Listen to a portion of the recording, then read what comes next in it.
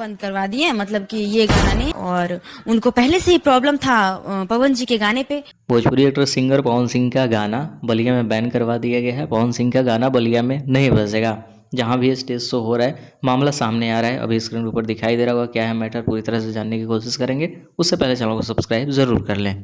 एक बहुत ही बड़ा स्टेज शो बलिया में रखा गया जहाँ पे भोजपुरी के बहुत सारे कलाकार आए हुए थे। वहाँ पे पवन सिंह का गाना बज रहा था।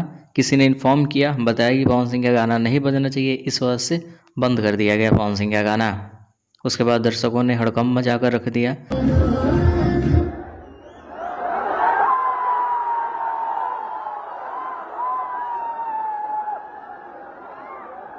इस मामले पे भोजपुरी की वायरल गर्ल ने खुलासा करते हुए, जो कि पवन सिंह के गाने से ही कुछ दिन पहले वायरल हुई थी, उसने खुलासा किया कि पवन सिंह का गाना बज रहा था, बंद करवा दिया गया।